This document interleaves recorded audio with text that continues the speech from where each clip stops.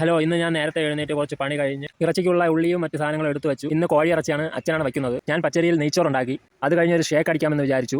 ഏത്തപ്പഴം ഷേക്കാണ് അടിക്കുന്നത്. കുറച്ച് പഴം ഇവിടെ ഇരുന്ന് ഇല്ലാമായി പോവാറായി. അമ്മയ്ക്ക് കൈവയ്യാത്തത് കൊണ്ട് കാണാൻ വന്നവർ കൊണ്ടുവന്നതാണ്. അത് കഴിച്ചിട്ടും തീർന്നില്ല. നേരത്തേക്ക് ഇങ്ങനെ ബാക്കി വരുമ്പോൾ അത് ഗോതമ്പ് മാവ് കൊണ്ട് വാഴയ്ക്കപ്പം ഉണ്ടാക്കുമായിരുന്നു. പിന്നെ ഇപ്പോൾ വെറൈറ്റി നോക്കാമെന്ന് വിചാരിച്ചു. അങ്ങനെ യൂട്യൂബിൽ നോക്കിയപ്പോഴാണ് ഏത്തപ്പഴം കൊണ്ട് ഷേക്ക് അടിക്കുമെന്ന് മനസ്സിലായത്. അങ്ങനെ അത് അടിച്ച് നോക്കാമെന്ന് വിചാരിച്ചു.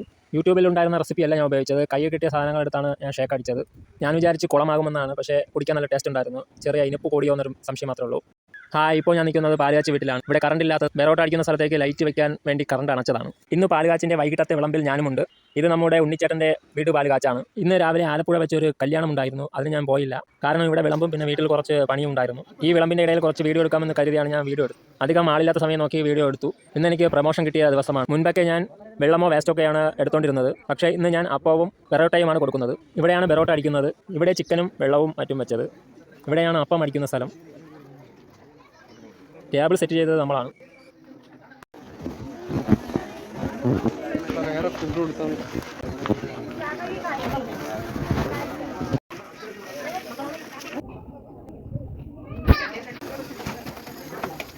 അടുത്ത സെറ്റ് ബെറോട്ട അടിച്ച് തുടങ്ങിയിരിക്കുന്നു.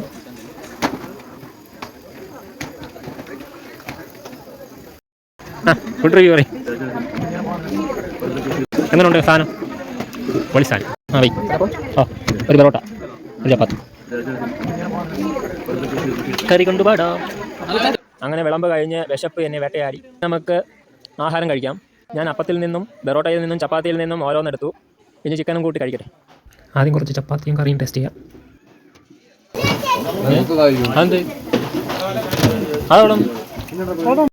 ഇനി കുറച്ച് ബെറോട്ടയും പീസും. ഇനി അപ്പവും കറിയും കഴിക്കാം. എല്ലാം നല്ല ടേസ്റ്റായിട്ടുണ്ട്. ഇനി ഞാൻ ബെറോട്ട അടിക്കുന്ന സ്ഥലത്തോട്ട് പോയി നോക്കട്ടെ അവിടെ എന്താണെന്ന്.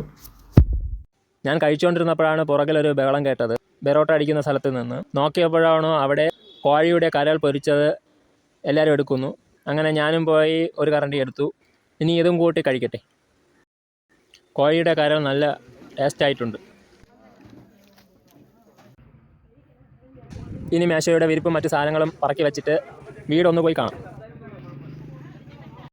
അപ്പോൾ ഇതാണ് വീട്. ലൈറ്റൊക്കെ ഇട്ട് സെറ്റപ്പ് ആക്കിയിട്ടുണ്ട്.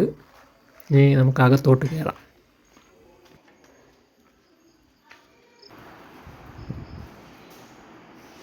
ഹാളിൻ്റെ ലെഫ്റ്റ് സൈഡിൽ ഒരു ബെഡ്റൂം. ഇവിടെ ഒരു ബാത്റൂമുണ്ട്.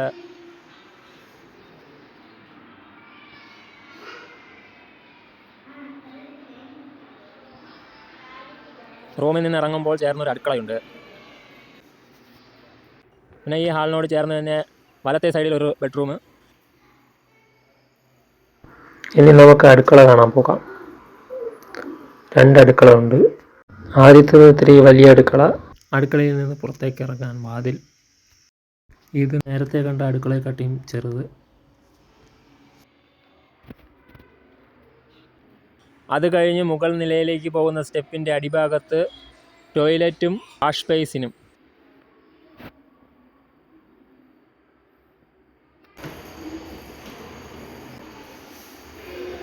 ഇവിടുത്തെ ബാത്റൂം ഇത്ര ചെറിയ ബാത്റൂമാണ്.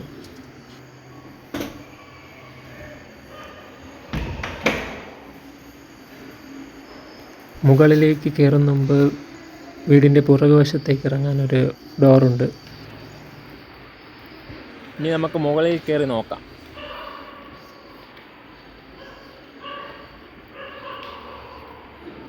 ഇത് കാറ്റ് കയറാൻ വേണ്ടി.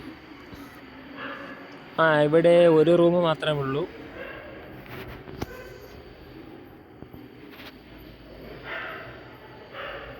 ഈ റൂമിൽ ഒരു ബാത്റൂമും ഉണ്ട്. ലൈറ്റില്ല, ലൈറ്റ് ഇടാം. ഇത് താഴത്തെ ബാത്റൂം പോലെ തന്നെയുണ്ട്. ഇവിടെയും വാഷ് ബേസിനും കണ്ണാടിയും ഉണ്ട്. ഇനി നമുക്ക് റൂമിൻ്റെ പുറത്തേക്ക് പോവാം. ഇനി നമുക്ക് പുറത്തോട്ട് ഇറങ്ങി നോക്കാം. ഇവിടെ നല്ല സ്പേസ് ഉണ്ട്. ഇത് ബാൽക്കണി ആയിരിക്കുമല്ലേ.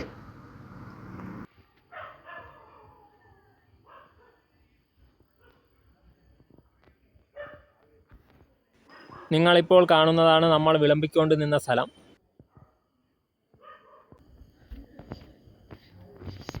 ഇനി ഇതിൻ്റെ മുകളിലേക്ക് കയറി നോക്കാം.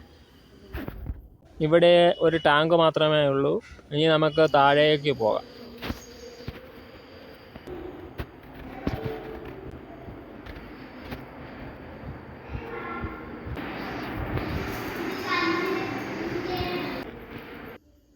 ഇപ്പം അടിച്ചുകൊണ്ടിരുന്നവർ സാധനങ്ങൾ വണ്ടിയിൽ കയറ്റി പോകാൻ പോകുന്നു. ഇതിന് പുറകെ നമ്മളും ഇറങ്ങും. അപ്പോൾ ബൈ.